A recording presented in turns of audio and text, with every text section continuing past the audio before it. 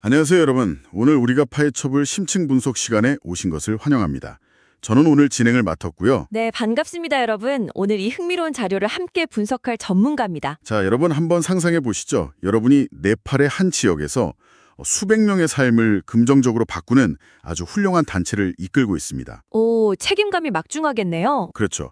마을 사람들에게 교육도 제공하고 의료 지원도 하고요. 그런데 매달 말일만 되면 심장이 덜컥 내려앉는 겁니다. 작은 문제 때문이겠죠. 맞아요. 이 모든 프로젝트를 유지할 수 있는 생명줄이 여러분의 통제 밖에 있기 때문입니다. 수천 킬로미터 떨어져 있는 후원자들의 기분 혹은 그들의 경제적 상황에 따라 단체의 생존이 결정되는 거죠. 정말 피말리는 상황이네요. 네네. 그래서 오늘은 바로 이 아슬아슬한 구조를 완전히 깨부순 한 리더의 이야기를 파헤쳐보려고 합니다. 오늘의 자료는 기부금에 절대적으로 의존하던 사역과 비영리 단체의 경제적 토대를 비즈니스 모델로 완전히 전환해버린 사례죠. 맞습니다. 스스로 굴러가는 비즈니스 모델로 바꾼 파울로라는 인물의 이야기입니다. 사실 이 시점에서 우리가 지난번에 다루었던 맥락을 잠깐 짚고 넘어가는 게 논리적일 것 같습니다. 아, 이전 분석 내용이요? 네, 지난 분석에서 우리는 파울로가 철저한 문서화 그리고 사회적 공헌 실적이라는 무기로 정부의 탄압이나 법적 위기를 어떻게 돌파했는지 봤거든요. 그렇죠. 방어전을 아주 훌륭하게 치러냈죠. 맞아요. 하지만 법적인 생존은 사실 절반의 성공에 불과합니다. 법적으로 쫓겨나지 않는다고 해서 조직을 굴릴 자금이 하늘에서 뚝 떨어지는 건 아니니까요. 확실히 그렇네요. 퇴거 명령을 막아냈다고 당장 내일 먹을 빵이 생기는 건 아니죠. 그렇습니다. 외부의 압력을 막아내는 방어막을 쳤다면 이제는 내부에 스스로 피를 돌게 하는 심장을 만들어야 합니다. 심장이라. 네. 누군가 꽂아주는 링거에 의존하는 상태가 아니라 철저하게 자가 발전하는 지속 가능한 생존 단계로 넘어가야 하는 거죠. 파울로의 진정한 혁신은 바로 여기서 시작됩니다. 오늘 자료를 보면 그 기존의 의존적 구조를 아주 날카롭게 찌르는 개념이 하나 등장하잖아요. 아, 200만 원의 족쇄 말씀하시는군요. 네, 200만 원의 족쇄. 저는 이 대목을 보면서 비즈니스 세계의 초기 스타트업들의 겪는 함정이 딱 떠올랐어요. 어떤 함정이죠? 그 벤처 캐피털이나 시드 투자자가 돈을 주긴 주는데 이 돈은 무조건 제품 개발에만 써야 하고 마케팅이나 인건비로는 절대 쓰지 마. 이렇게 아주 빡빡하게 용도 제한을 걸어두는 상황 말이죠. 아하, 제한적 자금이군요. 맞아요. 자금은 있는데 경영자의 손발은 꽁꽁 묶여있는 역설이죠. 사회기나 비영리 단체가 겪는 200만 원의 족쇄도 정확히 200건이즘 아닌가요? 아주 정확하고 세련된 비유입니다. 사실 기부나 후원금이라는 것은 본질적으로 꼬리표가 붙어있는 돈이거든요. 꼬리표요? 네, 후원자들은 보통 자신들이 낸 돈이 아주 가시적이고 감동적인 프로젝트에 곧바로 쓰이기를 원합니다. 가난한 아이들의 식비나 학교 건물 건축 같은 것들이죠. 뭔가 사진 찍어서 보여주기 좋은 것들이네요. 그렇죠. 그런데 정작 단체를 운영하려면 보이지 않는 행정비용, 인건비, 장기적인 인프라 구축비가 필수적이잖아요. 이 불일치에서 바로 족쇄가 채워집니다. 아, 완전 이해가 갑니다. 현장 리더인 파울로가 볼 때 네팔 마을에 당장 필요한 건 10년짜리 직업 훈련 시스템인데 후원자들은 3개월 만에 결과가 나오는 단기 구호 사역을 원한다면 어떻게 될까요? 결국 돈줄을 쥐고 있는 사람의 뜻대로 끌려갈 수밖에 없겠네요. 맞습니다. 아무리 리더가 뛰어난 비전을 가지고 있어도 그 비전의 크기가 후원자의 지갑 크기와 그들의 입맛에 의해 강제로 축소되어 버리는 거군요. 정확합니다. 200만 원이라는 금액 자체의 한계가 아니라 구조적인 종속성을 말하는 겁니다. 리더의 결정권이 박탈당하고 장기적인 플랜을 세울 수 없는 병목혈상이죠. 정말 답답했겠네요. 네. 파울로는 이 구조 안에 머무는 이상 네팔 공동체의 진정한 변화는 불가능하다고 판단한 겁니다. 그런데 저는 여기서 약간의 의문이 듭니다. 보통의 비영리 단체 리더들이라면 이런 한계에 부딪혔을 때 제한 없이 쓸 수 있는 후원금을 더 많이 모아야겠다? 이렇게 생각하지 않나요? 더 큰 후원자를 찾으려고 하겠죠, 보통은. 그니까요. 펀드레이징 기술을 고도화하는 쪽으로 방향을 틀 텐데 파울로는 왜 아예 기부 모델 자체를 폐기하고 비즈니스라는 완전히 다른 트랙으로 넘어간 걸까요? 아주 중요한 질문입니다. 펀드레이징을 더 잘하는 것은 결국 더 크고 화려한 족쇄로 갈아 끼우는 것에 불과하다는 걸 파울로는 꿰뚫어 본 겁니다. 아, 화려한 족쇄. 네. 의존성이라는 본질 자체는 변하지 않으니까요.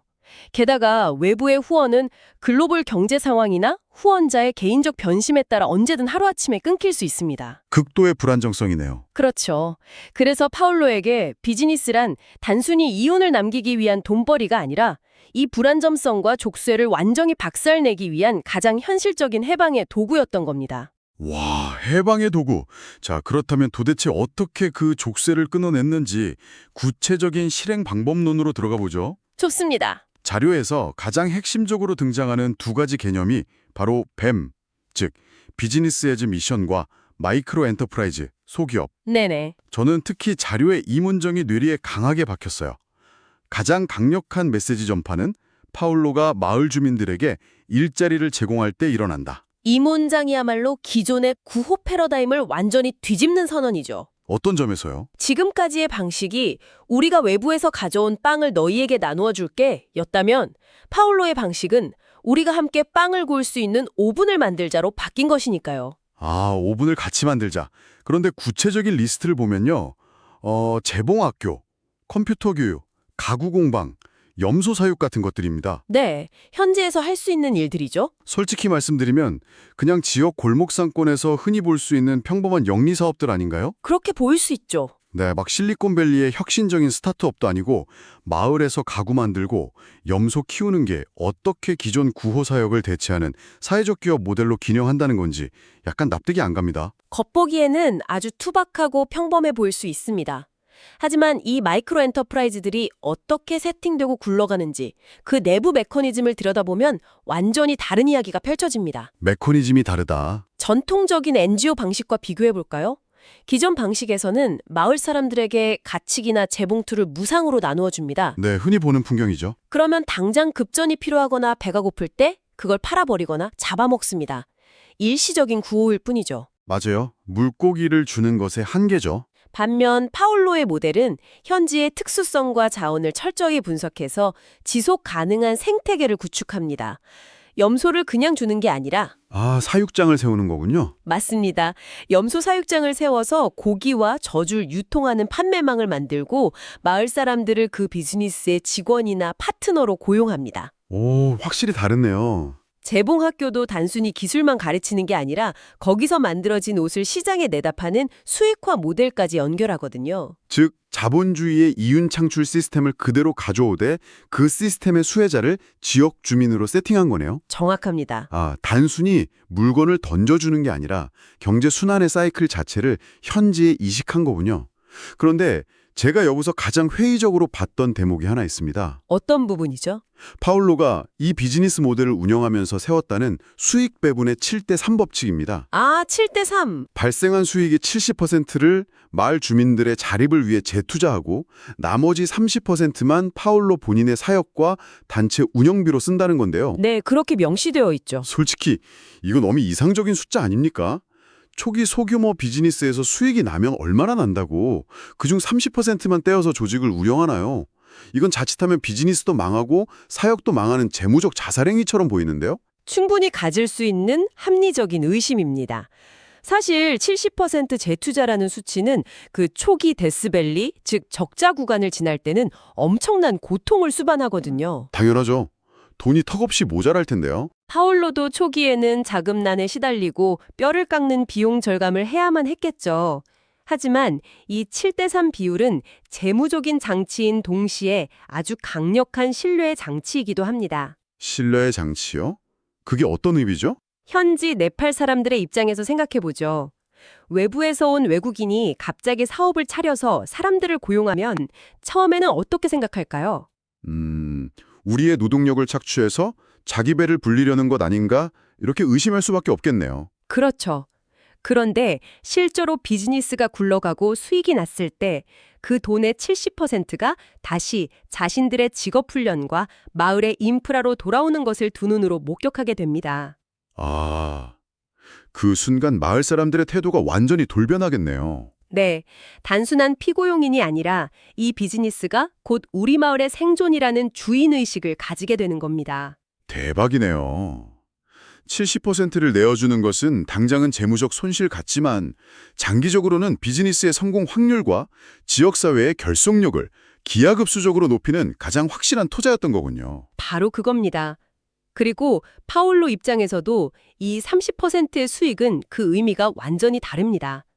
누군가의 눈치를 보며 받아낸 300만 원의 후원금보다 스스로 시장에서 가치를 창출해 벌어들인 30만 원이 조직을 훨씬 더 건강하고 주도적으로 만듭니다. 와, 듣고 보니 7대 3이라는 숫자가 단순한 회계 장부가 아니라 철학과 비전의 결정체였네요. 네, 자립경제 공동체를 완성하는 핵심 톱니바퀴죠.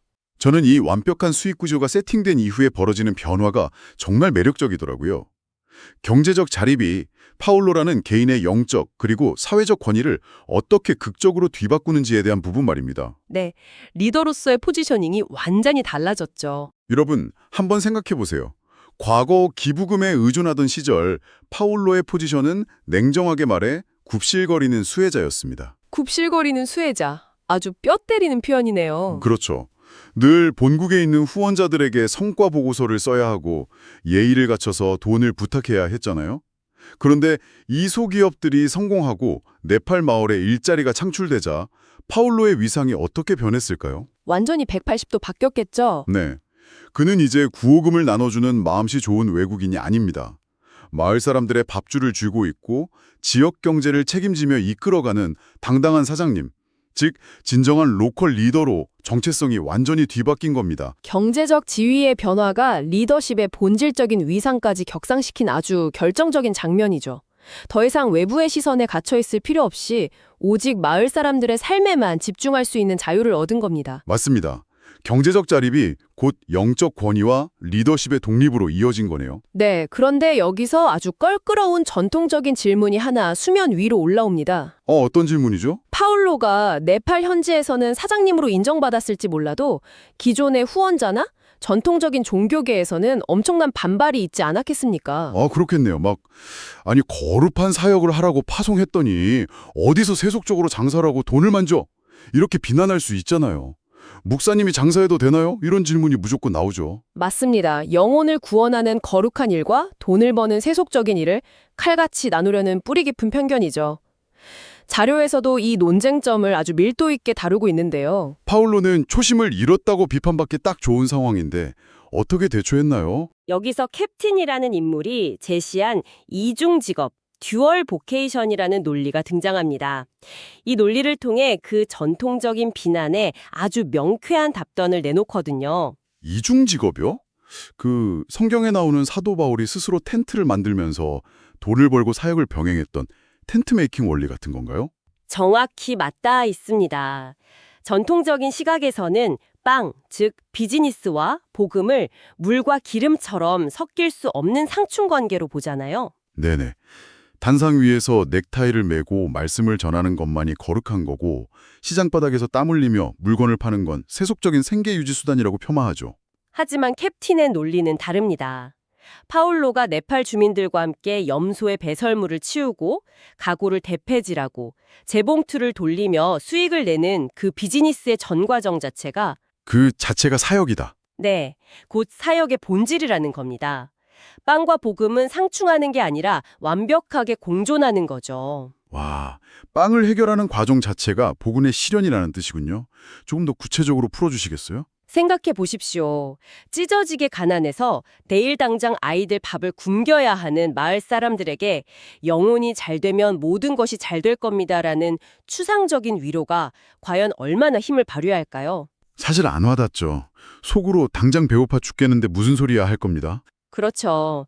그래서 파울로는 단상에서 내려와 그들의 가장 팍팍하고 고단한 먹고 사는 문제의 한복판으로 뛰어들었습니다. 현실적인 무게를 같이 짊어진 거네요. 네, 그들에게 기술을 가르치고 정당한 노동의 대가를 지불하고 스스로의 힘으로 가족을 부양할 수 있다는 자존감을 회복시켜 주었죠. 아, 진짜 멋지네요. 이윤을 창출하고 경제 공동체를 구축하는 비즈니스 행위가 그들의 무너진 존엄성을 헤워주는 가장 강력하고 실제적인 구원이 된 겁니다. 대박입니다.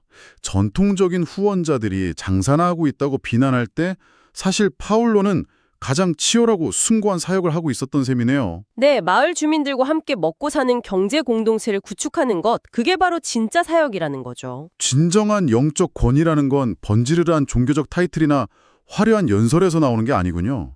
사람들의 무겁고 처절한 경제적 생존의 무게를 어깨를 맞대고 함께 짊어질 때 비로소 완성된다는 걸 온몸으로 증명한 거네요. 바로 그것이 비즈니스 애즈 미션이 추구하는 궁극적인 지향점입니다. 성과 속, 비즈니스와 사역의 경계를 허물고 일상의 노동과 경제활동 그 자체를 사람을 살리는 도구로 승화시키는 것이죠. 오늘 대화를 나누다 보니 그 자료의 마지막에 등장하는 아우트로 문장이 왜 그렇게 묵직하게 다가왔는지 확실히 알겠습니다. 아, 그 영구적인 엔진이요? 네, 결국 자립이란 파울로 개인의 자부심이자 이 모든 사역이 외부의 입김에 흔들리지 않고 스스로 굴러가게 만드는 영구적인 엔진. 영구적인 엔진이라는 단어가 파울로의 전체 여정을 완벽하게 요약해줍니다. 정말 그렇네요. 그는 200만 원이라는 한정된 기름으로 언제 멈출지 모르는 시한부 엔진을 버렸습니다. 대신 그 자리에 네팔 마을 사람들의 땀과 노동 그리고 주인의식으로 끊임없이 돌아가는 거대한 자가발전 엔진을 새롭게 설계하고 장착한 것입니다. 링거를 뽑아내고 스스로 심장을 뛰게 만든 여정. 정말 압도적인 통찰을 주는 이야기였습니다. 오늘 우리는 기부금이라는 족쇄를 뜯어낸 방법, 마이크로 엔터프라이즈, 7대 3법칙까지 깊숙이 들여다봤는데요. 네, 그리고 경제적 자립이 관이를 어떻게 재편했는지도 다뤘죠. 그런데 오늘 다룬 내용은 사실 더 큰 폭발을 위한 서막에 불과합니다. 오, 진짜요? 다음 내용이 더 있나요? 네, 다음 분석에서는 아주 흥미로운 진화 과정이 기다리고 있습니다. 경제적 자립을 이뤄낸 파울로의 이 조그만 비즈니스 공동체가 어떻게 단체의 경계를 넘어 네팔 마을 전체의 공공 브랜드로 성장하는지 다룰 예정이거든요. 와, 단순한 생존을 넘어 지역의 상징이 된다니 벌써부터 다음 자료가 기다려집니다. 자, 이제 오늘 우리가 나눈 이 치열한 통찰을 청취자 여러분의 현실로 가져와 볼 시간입니다. 여러분의 삶에 어떻게 적용할 수 있을까요? 이 방송을 듣고 계신 여러분은 현재 어떤 위치에 서 계십니까? 여러분의 비즈니스나 커리어 혹은 조직은 누군가의 후원이나 지시에 생사 여탈권을 쥐어준 채 눈치를 보는 수혜자입니까? 아니면 규모가 비록 작더라도 나만의 통제권 안에서 힘차게 돌아가는 영구적인 엔진을 쥔 리더입니까? 그렇죠. 경제적 주도권이 없는 비전은 공허한 외침으로 끝날 확률이 높다는 것을 오늘의 사례가 뼈아프게 보여주었잖아요. 네, 아주 중요한 포인트입니다. 그래서 오늘 탐구를 마무리하며 여러분이 곱씹어볼 만한 도발적인 질문을 하나 던지고 싶습니다. 만약 누군가에게 굽실거리거나 타협하게 만드는 가장 핵심적인 원인이 경제적 의존성에 있다면 한번 거꾸로 상상해 보시죠. 어떤 상상이죠? 여러분이 속한 회사나 조직의 모든 구성원이 각자 완벽한 경제적 자립을 이루어내서 단 한 명도 돈 때문에 상사의 눈치를 볼 필요가 없는 상태가 된다면 어떨까요? 오, 돈 때문에 눈치 볼 필요가 없는 조직이요? 네, 그렇다면 우리가 지금까지 당연하게 여겨왔던 지시하고 통제하는 전통적인 리더십과 권위는 과연 어떤 모습으로 진화해야 할까요? 정말 많은 생각을 하게 만드는 질문이네요. 이 흥미로운 상상의 나래를 스스로 펼쳐보시길 바라며 오늘의 깊이 있는 탐구를 마칩니다. 감사합니다. 감사합니다, 여러분.